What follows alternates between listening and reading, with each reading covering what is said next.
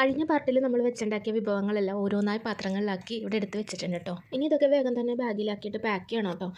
വീട്ടിൽ നിന്ന് ഹോസ്പിറ്റലിലേക്ക് വലിയ ദൂരമൊന്നും ഇല്ലെങ്കിലും തൊട്ടടുത്തല്ല, കുറച്ച് പോകണം കേട്ടോ.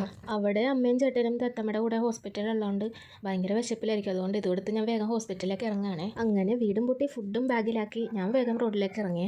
നടന്ന് മെയിൻ റോഡിൽ എത്തിയപ്പോഴേക്കും ഭാഗ്യത്തിന് ഒരു ഓട്ടോ കിട്ടി. അങ്ങനെ ഇതാ നേരെ ഹോസ്പിറ്റലിൽ എത്തിയിട്ടുണ്ട്. ഞാൻ നേരെ തത്തമ്മയുടെ റൂമിലെത്തി. വന്നപ്പോൾ തന്നെ തത്തമ്മനെ ഓപ്പറേഷന് കയറ്റിയിട്ടുണ്ടായിരുന്നു കേട്ടോ.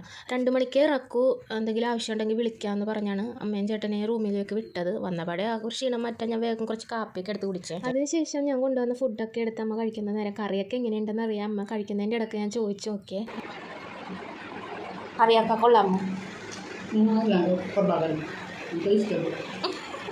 വെറുതെ പറഞ്ഞല്ല, വീഡിയോ ഒക്കെ കേട്ടു അല്ലേ?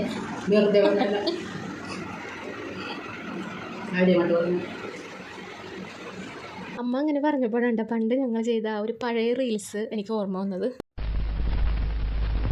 കറിയൊക്കെ ഇഷ്ടപ്പെട്ടോ? സത്യം പറയാലോ, വായ വെക്കാൻ കൊള്ളില്ല. പിന്നെ വിശപ്പുണ്ട് കഴിക്കുക. ഇനി താഴെ ചെന്ന് വല്ല ബ്രെഡോ ജാമോ എടുത്ത് കഴിച്ചാലേ വിശപ്പ് മാറുള്ളൂ. പഴയ ആ ഓർമ്മകളൊക്കെ പുതുക്കി ഞാൻ വേഗം തന്നെ എനിക്കുള്ള ഫുഡ് എടുത്ത് കഴിച്ചിട്ടോ. കഴിച്ചൊക്കെ കഴിഞ്ഞപ്പോഴത്തേക്കും സമയം 2 മണി കഴിഞ്ഞിട്ടുണ്ടായിരുന്നേ. അതുകൊണ്ട് തത്തമ്മ ഇറക്കാറായല്ലോ എന്ന് കരുതി ഞങ്ങൾ നേരെ ഓപ്പറേഷൻ തിയേറ്ററിൻ്റെ മുന്നിലേക്ക് പോയി.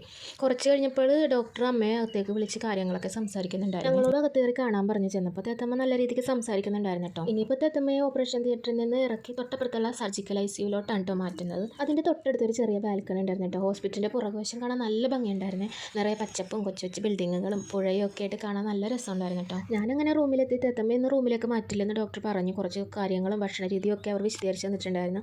തിരികെ കൊണ്ടുപോകാനുള്ള പാത്രങ്ങൾ എടുത്ത് ഇറങ്ങി എന്നെ ചേട്ടൻ ഓട്ടോയിൽ കയറ്റി വിട്ടേ. വൈകുന്നേരത്തോടെ ഞാൻ വീട്ടിലെത്തിയേ. ക്ഷീണം മാറ്റാനായിട്ട് ഒരു കപ്പ് കാപ്പിയും കൂടെ കുടിച്ചേ. അപ്പോൾ സർജറി വിശേഷം ഇവിടെ തീരുകയാണേ. വീണ്ടും കാണാം. ബൈ.